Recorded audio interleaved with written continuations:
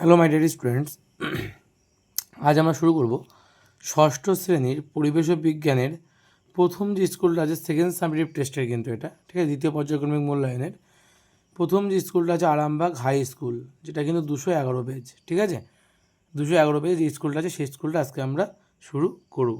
ঠিক আছে, তো বেশি কথা না বলে সরাসরি শুরু করে দিই। আমাদের স্কুলের প্রথম কোশ্চেন কী বলছে, সঠিক উত্তরটি নির্বাচন করো। যে কোনো 12টি করতে হবে, কেন আমরা সবই করে দেবো। ঠিক আছে, বলছে প্রদত্ত কোনটিতে ফসিল দেখা যায় না। কী উত্তর হবে? প্রদত্ত কোনটিতে ফসিল দেখা যায় না, উত্তর হবে আগ্নেয় শিলায়। ঠিক আছে, আগ্নেয় শিলায় কিন্তু ফসিল দেখা যায় না। প্রদত্ত কোনটি লব্ধরাশি নয়। প্রদত্ত কোনটি লব্ধরাশি নয়? লব্ধরাশি কিন্তু দৈর্ঘ্য লব্ধরাশি নয়। যে প্রদত্ত কোনটি স্পর্শহীন বল। প্রদত্ত কোনটি স্পর্শহীন বল। এখানে স্পর্শহীন বল কোনটা? এখানে কিন্তু অভিকর্ষ বল, কিন্তু অবশ্যই এটি স্পর্শহীন বল। যে জলের গভীরতা বাড়লে জলের চাপের পরিমাণ কী হবে? জলের গভীরতা বাড়লে জলের চাপের পরিমাণ কিন্তু বাড়বে। ঠিক আছে, বলছে ডান নিলয় থেকে রক্ত প্রদত্ত কোনটির মাধ্যমে ফুসফুসে যায়। ডান নিলয় থেকে রক্ত প্রদত্ত কোনটির মাধ্যমে? ফুসফুসীয় ধমনির মাধ্যমে কিন্তু রক্ত কী হয়? ফুসফুসে যায়। তারপরে বলেছে ইলেকট্রিক ইস্ত্রি চালানো হলে কোন শক্তিতে রূপান্তরিত হয়। এটা কী হবে? তড়িৎ শক্তি তাপশক্তিতে রূপান্তরিত হয়। কী হবে? তড়িৎ শক্তি কী হবে? তাপশক্তিতে রূপান্তরিত হয়, তাই তো? অপশান বি হচ্ছে এটা রাইট অ্যান্সার হবে। নেক্সট কোশ্চেন কী বলেছে, প্রদত্ত কোনটিতে কী বলেছে প্রদত্ত কোনটিতে চুনাপাথর পরিবর্তিত হয়। উত্তর কী হবে? সিলেট নিস মার্বেল। এটা কী হবে? মার্বেল। ঠিক আছে, মার্বেল। তারপরে বলেছে নবীকরণযোগ্য শক্তির উৎস কী। নবীকরণযোগ্য শক্তির উৎস হচ্ছে এখানে জৈব গ্যাস। ঠিক আছে, তারপরে বলেছে বল ও সকেট সন্ধি দেখা যায় কোথায়। বল ও সকেট সন্ধি দেখা যায় হচ্ছে হাঁটুতে বা কোমরেও বলা যেতে পারে। ঠিক আছে, বল ও সকেট সন্ধি দেখা যায় হাঁটুতে বা কোমরে। তোমরা এখানে কোমরটা দিও, কোমরটা হচ্ছে বেশি সঠিক অ্যান্সার হবে। ঠিক আছে, আর হাঁটুতে যেটা দেখা যায় সেটা হচ্ছে হিঞ্জ বা কবজা সন্ধি বলা হয়। ঠিক আছে, বলে দিলাম হাঁটুতে কী দেখা যায়? হিঞ্জ বা কবজা সন্ধি। আর কোমরে দেখা যায় বল ও সকেট সন্ধি। ঠিক আছে, যে 1 মিলিলিটার জলের আয়তন কত হবে? 1 মিলিলিটার জলের আয়তন হচ্ছে 1 ঘন সেন্টিমিটার। ঠিক আছে, 1 ঘন সেন্টিমিটার। তারপরে বলেছে রক্ততঞ্চনে সাহায্যকারী রক্তকণিকাটি কোনটি। রক্ততঞ্চনে সাহায্যকারী রক্তকণিকা হচ্ছে অনুচক্রিকা। অনুচক্রিকা। তারপরে বলেছে স্টেনলেস স্টিল যে দুটি ধাতু মিশে তৈরি হয়েছে, স্টেনলেস স্টিল যে দুটি ধাতু মিশে তৈরি হয়েছে সেগুলি কি কি? সেগুলি হচ্ছে লোহা আর ক্রোমিয়াম। লোহা আর ক্রোমিয়াম। যে এসআইতে বলের একক কী? এসআইতে বলের একক হচ্ছে নিউটন। এসআইতে বলের একক নিউটন। অক্সানোমিটার বৃদ্ধির স্কেলটি কোন এককে অংশাঙ্কিত থাকে? মনে রাখবে এটা হচ্ছে সেন্টিমিটারে থাকে। ঠিক আছে, যে জমাট বাঁধা লাভাই হলো অ্যাকচুয়ালি কি? জমাট বাঁধা লাভাই অ্যাকচুয়ালি আগ্নেয় শিলা। ঠিক আছে, জমাট বাঁধা লাভাই অ্যাকচুয়ালি কি? আগ্নেয় শিলা। ঠিক আছে, সেই যে কোশ্চেনটা অক্সানোমিটার বৃদ্ধির স্কেলটি কোন এককে অংশাঙ্কিত করা থাকে, এটা কিন্তু সেন্টিমিটার অ্যান্সার হবে না, এটা কিন্তু মাইক্রোমিটার অ্যান্সার হবে। ঠিক আছে, এটা কি উত্তর হবে? মাইক্রোমিটার। ওকে, এটা উত্তর হবে কিন্তু মাইক্রোমিটার, এটা হচ্ছে সেন্টিমিটার কিন্তু অ্যান্সার হবে না, এটা উত্তর হবে কি তাহলে? মাইক্রোমিটার। তারপরে তাকে বলেছে যে 1 ঘন্টা গড় সৌরদিনের ড্যাশ অংশ। 1 ঘন্টা গড় সৌরদিনের 1/24 অংশ। ঠিক আছে, 24 ঘন্টার 1 ঘন্টা, তাতে 1 ভাগ। তো বলছে খাদ্য শৃঙ্খলে ফাঁকা জায়গাটি পূরণ করো। ধান থেকে ইঁদুর, ইঁদুর থেকে সাপ, সাপ থেকে কিন্তু পাঁচ পাখি। প্রশ্বাসে সাহায্যকারী একটি পেশির নাম কি? যা প্রশ্বাসে সাহায্য করে একটা মধ্যচ্ছেদা। ম ধৈর্যবলা ছয় ছয় একার দয়াকার মধ্যচ্ছেদা। বলছে প্রাকৃতিক গ্যাসের প্রধান উপাদান কি? মিথেন। কি উত্তর হবে এটার? উত্তর হবে মিথেন, তার সংকেত হচ্ছে CH4 এর সংকেত। ঠিক আছে, নেক্সট কোশ্চেন কী বলছে? বিঘত এককের সাহায্যে মাপা হয় দৈর্ঘ্য। এটা হচ্ছে সত্য, ঠিকই বলেছে, তাই তো? নেক্সট বলেছে যে অস্থিগুলি একে অন্যের সঙ্গে লিগামেন্ট নামক সুতো দিয়ে বা দড়ির মতো অংশ দ্বারা বাঁধা থাকে। এটাও কিন্তু সত্য। তারপরে বলেছে বল ইজ ইকুয়াল টু চাপ ইন্টু ক্ষেত্রফল, বা চাপ ইজ ইকুয়াল টু বল বাই ক্ষেত্রফল, ব্যাপারটা একই, মানে এটা সত্য। তারপরে কি বলেছে যে সুইচ ব্রেকের কার্যকারী অংশের ক্ষেত্রফল কমে যায়, ফলে চাপ বেশি প্রযুক্ত করে কার্য সম্পাদনা করা যায়। এটাও কিন্তু সত্য, তোমাদের বইতে দেখবে রেড লাইনটা লেখা আছে। তারপরে কি বলেছে দেখো, তারপরে বলেছে যে লিন্ডেম্যানের 10% সূত্রটি লেখো। লিন্ডেম্যানের 10% সূত্র তোমরা তো বইতে আছে 95 পেজ, দেখেন তাদের আমার বইয়ের সঙ্গে যাদের মিলবে তারা সরাসরি পেয়ে যাবে। লিন্ডেম্যানের 10% সূত্র এই যে দেওয়া আছে, দেখো লিন্ডেম্যানের 10% সূত্র যে প্রতিটি ট্রাফিক লেভেলে গৃহীত শক্তির প্রায় 10% ওই পুষ্টি স্তরের জীবদের দেহকরণের কাজে লাগে, যা পরবর্তী ট্রাফিক লেভেলের জীবেরা অংশগ্রহণ করতে পারে। তাই কিন্তু লিন্ডেম্যানের 10% সূত্র, ঠিক আছে। তারপরে দেখো আছে, তারপরে কি আছে যে চৌম্বক পদার্থ বলতে কি বোঝো, কী কোশ্চেন দিয়ে চৌম্বক পদার্থ বলতে কি বোঝো, তাই তো। তা কী লিখবে চৌম্বক পদার্থ বলতে কী লিখছে, এটা তোমার 83 পাতায় বইতেই পেয়ে যাবে, 83 পাতায়। তো দেখে নাও চৌম্বক পদার্থ কারা, বলছে চুম্বক নির্দিষ্ট কিছু পদার্থের উপরই বল প্রয়োগ করতে পারে, এই ধরনের পদার্থগুলিকে চুম্বক পদার্থ বলা, যেমন লোহা, নিকেল, কোবাল্ট এইগুলো, ঠিক আছে। অর্থাৎ চুম্বক যেসব পদার্থকে চুম্বক আকর্ষণ করতে পারে তাদের বলা হয় চৌম্বক পদার্থ। চুম্বক যাদেরকে আকর্ষণ করে তারাই হচ্ছে চৌম্বক পদার্থ, যেমন লোহা, নিকেল, কোবাল্ট এগুলোই, ঠিক আছে। এগুলোই কিন্তু চৌম্বক পদার্থ। তারপরে বলেছে যে লোহা তো তামার মধ্যে একটি করে আকরিকের নাম লেখো, বলুন কোন সংখ্যা ধাতুর কোন কোন ধাতুর সংখ্যা ধাতু, ঠিক আছে। তো দেখে নাও এটা তোমরা 57 পাতায় পেয়ে যাবে এই উত্তরটা। এই যে বলছে লোহা এবং তামার একটা করে আকরিকের নাম, তাই তো। তাই লোহার একটা আকরিকের নাম হচ্ছে হেমাটাইট এবং তামার একটা আকরিকের নাম হচ্ছে কপার গ্লাস, সঙ্গে এটাও পড়ে রাখবে। অ্যালুমিনিয়ামের একটা আকরিকের নাম হচ্ছে বক্সাইট, ঠিক আছে। তারপরে কোশ্চেন দেখো কী দিয়েছে, সেই সাথে সাথে আরেকটা কোশ্চেন দিয়েছে। সেই কোশ্চেনটা কী বলছে, কোশ্চেনটা হচ্ছে যে ব্রোঞ্জ কোন কোন ধাতুর সংকর ধাতু, ব্রোঞ্জ, তাই তো। দেখে নাও ব্রোঞ্জ হচ্ছে তামার টিন মিশিয়ে ব্রোঞ্জ তৈরি করা, এই যে লেখা আছে তামার টিন মিশিয়ে কী করা হয়, ব্রোঞ্জ তৈরি করা হয়, ঠিক আছে, তামার টিন মিশিয়ে। তো উত্তর কী হবে, তামা ও টিন, ঠিক আছে। তামার টিন মিশিয়ে কিন্তু ব্রোঞ্জ তৈরি করা হয়। আর তোমাদের 8টা কোশ্চেন ছিল যে স্টেনলেস স্টিল, যেটা আমি আগেও বলেছিলাম এমসিকিউতে, যে স্টেনলেস স্টিল কিন্তু এই লোহা আর ক্রোমিয়াম মিশিয়ে কিন্তু স্টেনলেস স্টিল তৈরি করা হয়, বা লোহা এবং সামান্য কার্বন মিশিয়ে ইস্পাত তৈরি করা হয়। এই জায়গাগুলো কিন্তু তোমরা ভালো করে পড়ে রাখবে, ঠিক আছে। নেক্সট কোশ্চেন কী বলছে দেখো, নেক্সট কোশ্চেন বলছে যে এলপিজি ও সিএনজি এর মধ্যে, এলপিজি ও সিএনজি গ্যাসের প্রধান দুটি প্রধান পার্থক্য লেখো, এলপিজি আর সিএনজি, তাই তো। ওটা হচ্ছে আমাদের মানবইতে আছে 128 পেজ, দেখে নাও রায়মার্টিনের যে মানবইটা আছে তাই 128 পেজে এটা আছে, এলপিজি ও সিএনজির মধ্যে পার্থক্য, ঠিক আছে। দেখে নাও এলপিজি ও সিএনজির মধ্যে পার্থক্য কী বলছে এখানে। এই যে উপাদান, এর প্রধান উপাদান প্রোপেন আর বিউটেন, আর সিএনজির প্রধান উপাদান হচ্ছে মিথেন। ব্যবহার কী আছে, এই গ্যাস প্রধানত রান্নার কাজে জ্বালানি হিসেবে ব্যবহৃত হয়, আর এই গ্যাস সাধারণত যানবাহনে জ্বালানি হিসেবে ব্যবহৃত হয়। দুটো বলেছে এখানে, দুটোই কিন্তু দেওয়া আছে, তাই তো। এখান থেকে দুটো লিখে দেবে, প্রধান দুটো পার্থক্য, ঠিক আছে। আর বলছে এলপিজির ফুল ফর্ম হচ্ছে লিকুইফাইড পেট্রোলিয়াম গ্যাস, আর সিএনজি যে কম্প্রেসড ন্যাচারাল গ্যাস, এগুলো ফুল ফর্ম দেওয়া আছে এদের, সেটা আগের একটা পার্থক্য, ঠিক আছে। আর আমাদের বলেছে উপাদানগত আর ব্যবহারগত, তো আমি উপাদান আর ব্যবহারটাই ওই জন্য বললাম। বলছে পিউমিস পাথরে ছিদ্র দেখা যায় কেন, পিউমিস পাথরে ছিদ্র দেখা যায় কেন, পিউমিস পাথরে ছিদ্র দেখা যায় কেন, দেখে নাও তোমাদের বইতে এটা আছে।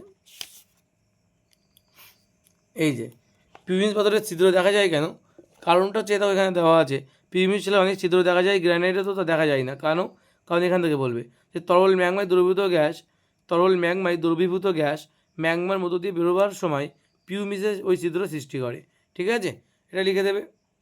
আর পিউমাস তৈরি করে কী করে, এই যে পিউমাসকে বলা হয় ঝামাপাথর, বলছে কি পিউমাস তৈরি হয় কীভাবে, যে উত্তপ্ত ম্যাগমার উপর দিয়ে ফেনার মতো অংশ তাড়াতাড়ি জমে গিয়ে কিন্তু পিউমিস তৈরি করে, ঠিক আছে। এই জায়গাটা কিন্তু ভালো করে পড়বে। আচ্ছা নেক্সট কোশ্চেন কী বলেছে, 4 নম্বর মানে 4 দাগের কোশ্চেন, এগুলো একটু বড় কোশ্চেন। কী বলছে যে একটি ফুটবলের ব্যাস কীভাবে পরিমাপ করবে, ঠিক আছে, একটি ফুটবলের ব্যাস কীভাবে পরিমাপ করবে। চলো এটা উত্তরটা দেখিয়ে দিই তোমাদের, এটা তোমরা পেয়ে যাবে 147 পাতায়। এটা ফুটবলের ব্যাস কীভাবে পরিমাপ করতে হয় এই যে দেওয়া আছে এখানে, ঠিক আছে। দেখে নাও যে সম্পর্কটি দ্বিতীয় রাশিটা হলো ব্যাস। আচ্ছা এখান থেকে লিখবে যে ব্যাস পরিমাপের জন্য 1 নম্বর ফুটবলটিকে একটি টেবিলের উপর রাখা হলো, দুটি কাঠের বা ধাতব বলকে ওই টেবিলের উপর এমনভাবে বসানো হলো যাতে তাদের পৃষ্ঠতল বলটির দুই বিপরীত পৃষ্ঠ স্পর্শ করে থাকবে, ঠিক আছে। আর কি বলেছে এই অবস্থায় ব্লক দুটির মেজের প্রান্তদ্বয় বরাবর স্কেলটিকে রাখা হলো, মানে এই যে এই দুটোর মধ্যে ডিস্টেন্স যদি আমরা খুঁজে পাই তাহলে কিন্তু মাপা যাবে, তাই তো। বলছে ব্লক দুটির প্রত্যেকটি যে প্রান্ত দুটির কেনারে স্পর্শ করে আছে তাদের অবস্থানের পার্ট স্কেলের সাহায্যে নিতে হবে, আর নির্ধারিত পার্ট দুটির পার্থক্য হলো ফুটবলের ব্যাসের পরিমাপ। তাহলে এটা কিন্তু পুরোটা তোমরা মুখস্থ করে ফেলবে। আসলে এগুলো মুখস্থ করা লাগে না, স্টেপ বাই স্টেপ নিজে নিজে বুঝে লেখা যায়, সেইভাবেই লিখলেই বেটার হয়। ঠিক আছে, আর একটা কোশ্চেন বলেছে একই সঙ্গে যে ডিজিটাল, যেখানে একটা কথা বলেছে এই ব্যাস থেকে তার ক্ষেত্রফল কীভাবে নির্ণয় করবে। ফুটবলের ক্ষেত্রফল নির্ণয় করতে গেলে আমাদের সূত্র হচ্ছে 4πr²। সূত্রটা কি? 4πr²। এই আরটা হচ্ছে ব্যাসার্ধ বলা হয়। তুমি যে ব্যাসের মানটা পাবে সেই ব্যাসকে কী করতে হবে? অর্ধেক করতে হবে, মানে 2 দিয়ে ভাগ করতে হবে। সেই ব্যাসকে 2 দিয়ে ভাগ করলে আমরা কীভাবে ব্যাসার্ধ পাবো? সেই ব্যাসার্ধের মানটা এখানে বসিয়ে দিতে হবে, আর পায়ের মান 3.14 তো আছেই, ফলে এটা বসিয়ে দিলে কিন্তু আমাদের এখান থেকে কিন্তু তার আয়তন ক্ষেত্রফলটা বেরিয়ে যাবে কিন্তু। ঠিক আছে, এখানে তার ক্ষেত্রফল বেরিয়ে যাবে।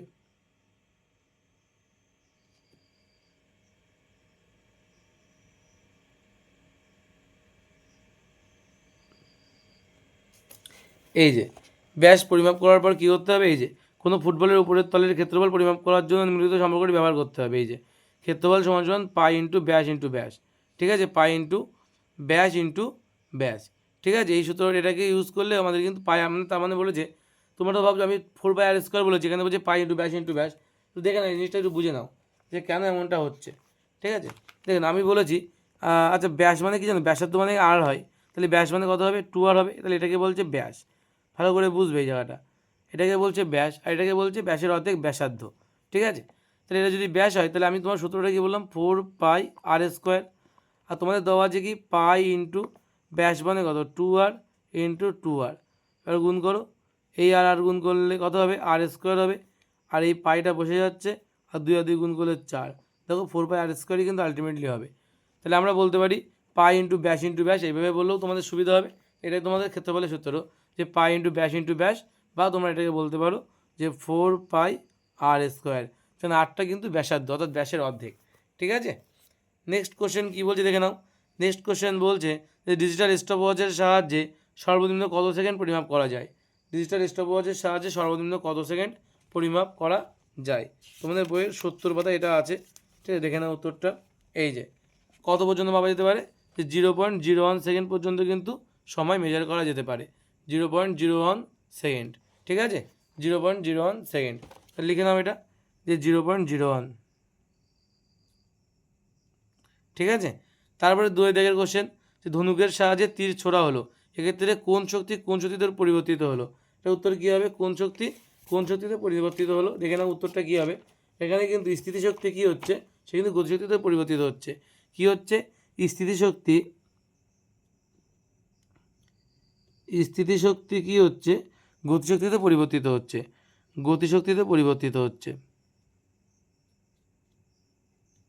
ঠিক আছে, তারপরে বলেছে যে খাদ্য পিরামিড আর ট্রপিক লেভেল বলতে কী বোঝো? খাদ্য পিরামিড আর ট্রপিক লেভেল, এটা তোমরা পেয়ে যাবে 186 পাতায়।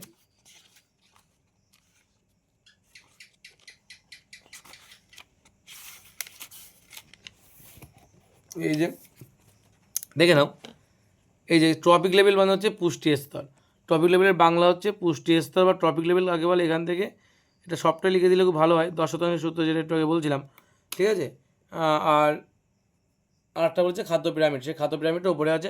কারণ টপিক লেভেলটা এই পর্যন্ত বললেও হবে, এই এক লাইন। খাদ্য পিরামিডের এক একটি ধাপকে বলা হয় পুষ্টি স্তর বা টপিক লেভেল। আর খাদ্য পিরামিড কী বলছে? ফুড পিরামিড, যে কোনো খাদ্য শৃঙ্খলের অন্তর্গত উদ্ভিদ ও প্রাণীদের নিচ থেকে উপরে ক্রমিক পর্যায়ে অনুভূমিক ধাপে সাজালে যে ছক বা পিরামিড তৈরি হয় তাকেই বলা হয় খাদ্য পিরামিড। এই পিরামিডের ভূমির দিকে জীবের সংখ্যা বেশি এবং শীর্ষের দিকে জীবের সংখ্যা কম হয়। ঠিক আছে, এই খাদ্য পিরামিড আর এই পুষ্টি স্তর, এই দুটোই কিন্তু খুব ভালো করে পড়ে রাখবে। ঠিক আছে, নেক্সট কোশ্চেন কী বলছে? নেক্সট কোশ্চেন বলছে যে তোমার একটা খাতার পৃষ্ঠা নাও, হাত থেকে খাতার পৃষ্ঠার উপরে তাহলে জোরে ফু দাও, কী দেখবে ব্যাখ্যা করো। এটি কোন নীতিতে মান্যতা দেয় আর সেই নীতিটা কী? এটা অ্যাকচুয়ালি তোমার সরাসরি টেক্সট বুকে পেয়ে যাবে। তোমাদের যে টেক্সট বুক আছে পাঠ্য বই, সেই পাঠ্য বইতে সরাসরি খুব সুন্দর করে দেওয়া আছে। এছাড়াও যদি তোমরা রায়মার্টিনের মাধ্যমে থাকে, রায়মার্টিনের মাধ্যমে 216 পাতায় তোমরা দেখতে পারো, উত্তরটা পেয়ে যাবে। ঠিক আছে, আমি তোমাদের বইতে দেখে দিচ্ছি। বইতে 104 পাতায় উত্তরটা খুব সুন্দর করে দিয়েছে, দেখছিলাম তখন। ঠিক আছে, তো দেখে নাও উত্তরটা কীভাবে লিখবে। এই যে দেওয়া আছে এখানে, এই যে যদি আমরা ফু দিই তাহলে কী হবে? বলছে জোরে যদি ফু দেওয়া যায় তাহলে দেখা যাচ্ছে যে এখানে অ্যাকচুয়ালি বলেছে এই যে ফু দেওয়ার সময় ব্রিজের নিচের অংশ চাপ কমে যাচ্ছে এবং ব্রিজের উপরের বায়ুর চাপ তখন তলার চাপের চাইতে বেশি, ফলে ব্রিজের ছাদ নিচের দিকে চেপে বসেছে, ব্রিজটি পড়ে যায়নি। ঠিক আছে,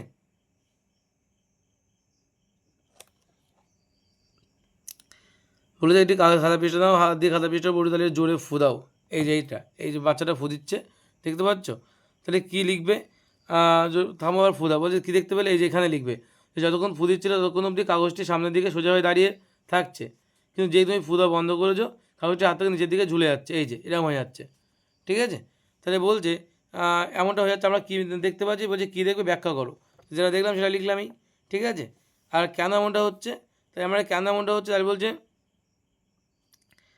তো আমরা আগের পরীক্ষা থেকে জেনেছিলাম যে এটা বার্নৌলির উপপাদ্যের জন্য এটা হচ্ছে, বার্নৌলির নীতি কাজ করছে বলে এটা কিন্তু হচ্ছে। এবং এই নীতিটা কী ছিল? নীতিটা হচ্ছে এখানে দেওয়া আছে। বলছে আসলে কোনো গ্যাস, এখান থেকে লিখবে, কোনো গ্যাস বা তরল গতিশীল হলে ওই স্থানে ওই তরল বা গ্যাসের বেগ বেশি এবং ওই স্থানে ওই গ্যাস বা তরলের চাপ কম হয়। ঠিক আছে, চাপ, এটাই হচ্ছে বার্নৌলির নীতি, চাপ কম হয়। এটাই কি তোমাদের বইতে কিন্তু আছে, এটাই বার্নৌলির নীতি। তাহলে এখানে যেটা বলছিলাম, এই যে যেটা হয় সেটা কী দেখলে? যতক্ষণ ফু দিচ্ছিলাম ততক্ষণ কিন্তু কাগজটা সোজা হয়ে দাঁড়াচ্ছিল, ফু দেওয়া বন্ধ করলে আবার নেতিয়ে পড়ছিল, তাই তারা ঝুলে যাচ্ছিলো। এটা কেন হচ্ছে? এটা বার্নৌলির উপপাদ্যের জন্য হচ্ছে। ঠিক আছে, বার্নৌলির উপপাদ্যটা কী ছিল সেটা কিন্তু আমি বললাম। এই এখান থেকে লাস্ট লাইন, এখান থেকে এই লাস্ট লাইনটা এখান থেকে, এবং পরের পাতায় একদম ফার্স্ট লাইন, এই দু লাইন কিন্তু তোমার লিখতে হবে এই পর্যন্ত। ঠিক আছে, এই পর্যন্ত কিন্তু তোমার লিখতে হবে, সবটা মুখস্থ করতে হবে জলের মতন ওটা। ঠিক আছে, মুখস্থ করে লিখবে। তারপরে বলেছে যে লোহিত রক্তকণিকা, তারপরে কোশ্চেন কী বলছে দেখো, তারপরে কোশ্চেন বলছে যে লোহিত রক্তকণিকা ও শ্বেত রক্তকণিকার একটি কার্যগত পার্থক্য লেখো। কী বলছে? লোহিত রক্তকণিকা ও শ্বেত রক্তকণিকার একটি করে কার্যগত পার্থক্য। তা লোহিত রক্তকণিকা কই আছে দেখে নাও, আমাদের এটা পাবো আমরা মানে বইতে পাবো 246 পাতায় পেতে পারি, দেখে নাও।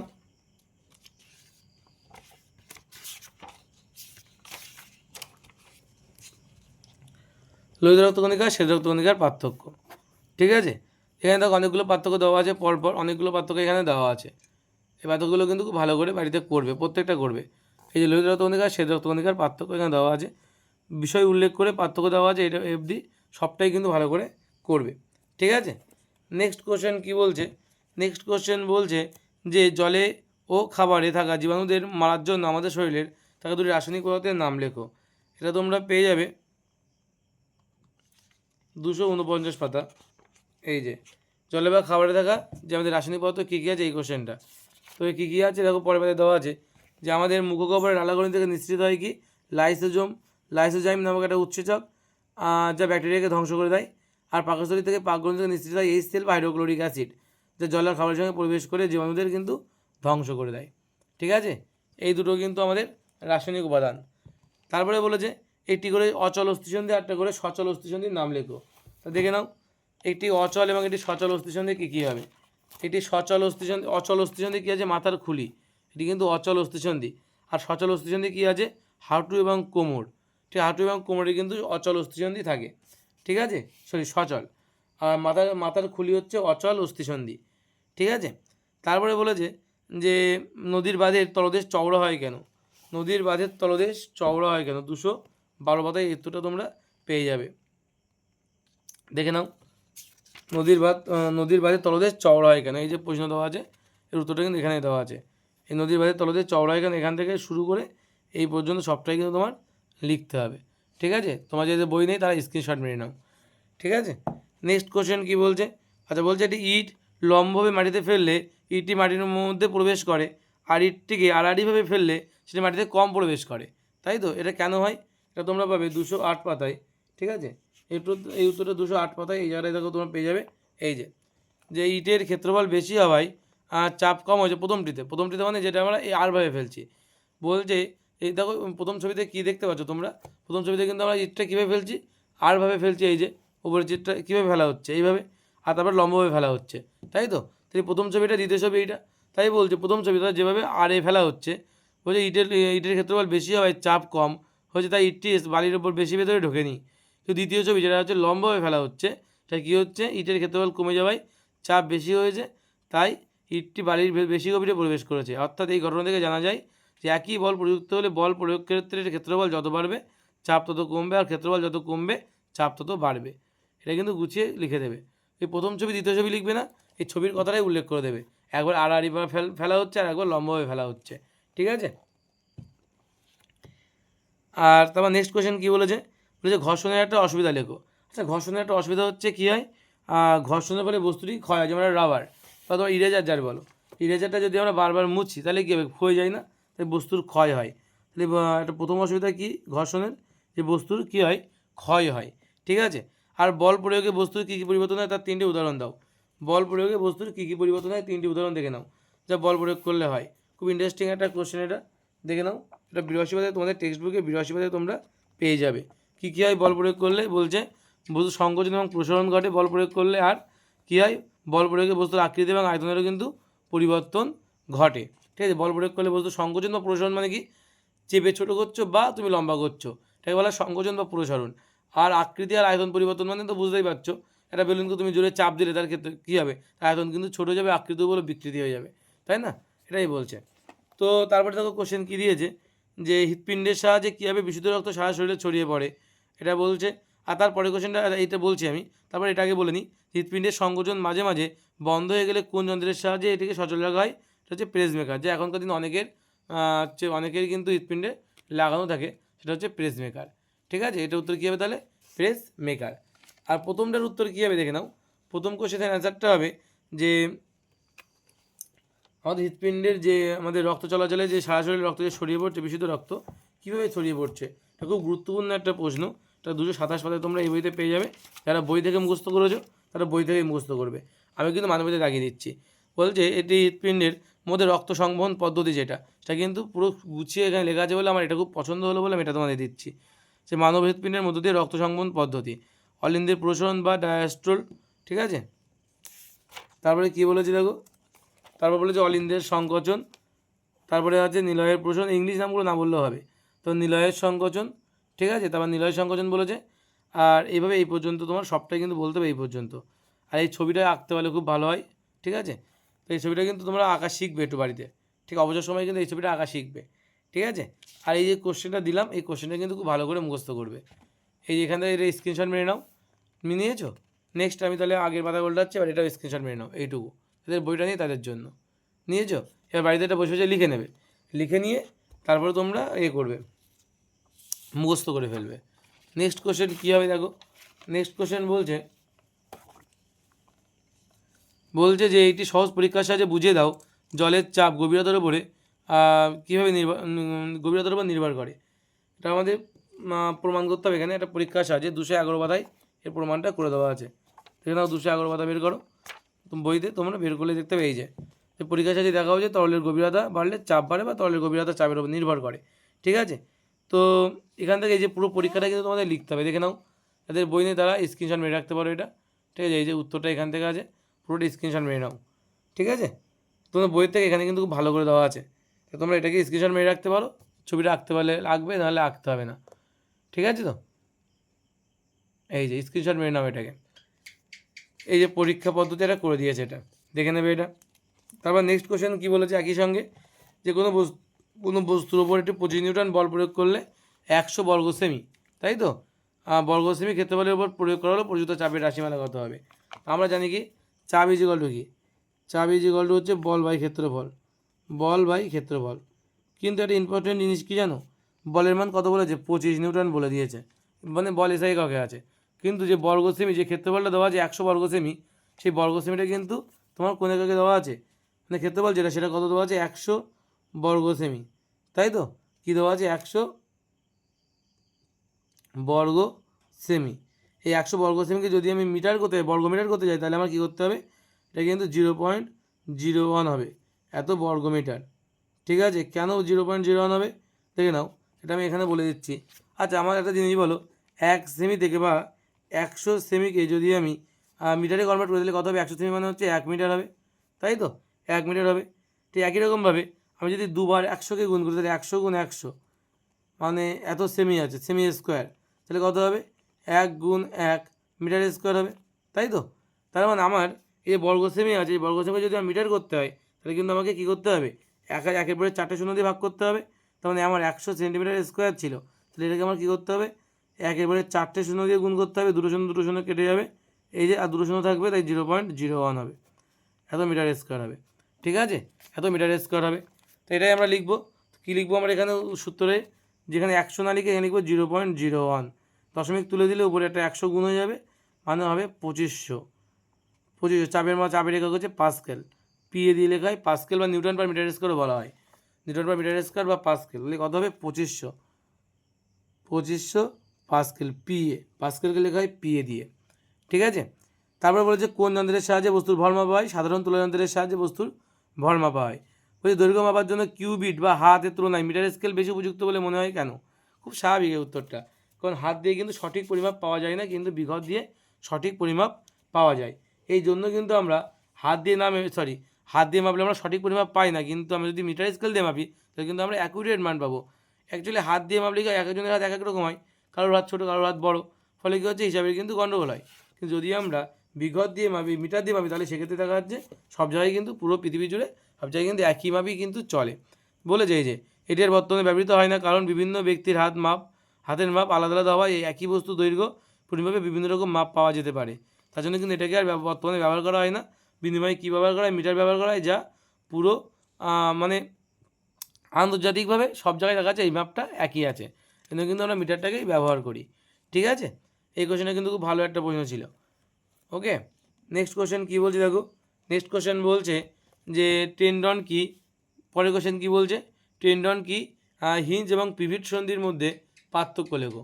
তা টেন্ডন কি দেখে নাও, 252 পাতা, এই বইতে তোমরা পেয়ে যাবে 252 পাতা। টেন্ডন কি বলছে, টেন্ডন কাকে বলে বলছে যে যোজক কলা দ্বারা অস্থিপেশী অস্থির সঙ্গে যুক্ত থাকে তাকে টেন্ডন বলা হয়। এটি দৃঢ় স্থিতিস্থাপক প্রোটিন তন্তু দ্বারা নির্মিত দড়ির মতো গঠনযুক্ত। ঠিক আছে, আর একটা কোশ্চেন দিয়েছে কি, দুটো পার্থক্য দিয়েছে কার, হিঞ্জ সন্ধি এবং বলেছে ভিভেট সন্ধির মধ্যে 247 পাতা, এটা তোমরা পেয়ে যাবে। ঠিক না, উত্তরটা এই যে হিঞ্জ সন্ধি এবং পিভেট সন্ধির মধ্যে 3টে পার্থক্য এখানে দেওয়া আছে, এই পার্থক্যটা কিন্তু খুব ভালো করে করবে। ঠিক আছে, এই 3টে পার্থক্য কিন্তু ভালো করে করবে। আশা করি প্রথম স্কুলে তোমাদের প্রত্যেকটা কোশ্চেন তোমরা বুঝতে পেরেছো। ঠিক আছে, এবং যদি কোনো কোশ্চেন বুঝতে না পারো, যদি কোনো কোশ্চেনের উত্তর ভুল থাকে, অবশ্যই কিন্তু কমেন্ট করে জানাবে। আমরা চেষ্টা করি সবসময় সঠিক উত্তর দেওয়ার, তবুও ইন বাই চান্স কখনো ভুল হয়ে যেতে পারে। তাই যদি কোনো কোশ্চেন ভুল হয়ে যায় তা অবশ্যই তোমরা কমেন্ট করবে, আমি রিপ্লাই দিয়ে দেবো, তোমাদের খুব দ্রুত রিপ্লাই দেওয়ার চেষ্টা করব, যে সত্যি সেটা ভুল হয়েছে নাকি তোমার কোনো ভুল হচ্ছে। ঠিক আছে, ওকে, আমি একবার ক্রস চেক করে নেবো। তার মানে তোমরা অবশ্যই কিন্তু চ্যানেলটা সাবস্ক্রাইব করবে, লাইক করবে, শেয়ার করবে, বন্ধুদের কাছে অবশ্যই শেয়ার করে দেবে, যে তোমার বন্ধুরাও যাতে এইভাবে স্কুলগুলো খুব সুন্দর করে প্রতিটা কোশ্চেন ধরে ধরে করতে পারে। নেক্সট দিন আমরা 2 নম্বর স্কুল শুরু করব। তোমরা প্রথম স্কুল কেমন লাগলো অবশ্যই কিন্তু কমেন্ট করে জানাবে। ঠিক আছে, এবং আমাদের হোয়াটসঅ্যাপ চ্যানেল আছে, ডেসক্রিপশানে লিঙ্ক দেওয়া আছে, আমাদের চ্যানেলের ডেসক্রিপশানে দেখো লিঙ্ক দেওয়া আছে, এখান থেকে জয়েন হয়ে যাবে। আর টেলিগ্রাম চ্যানেলেরও লিঙ্ক দেওয়া আছে, ওটাও জয়েন হয়ে যেতে পারো। ঠিক আছে, তো চলো আজ এই পর্যন্ত থাক, দেখা হবে 2 নম্বর স্কুল নিয়ে। চলো টাটা।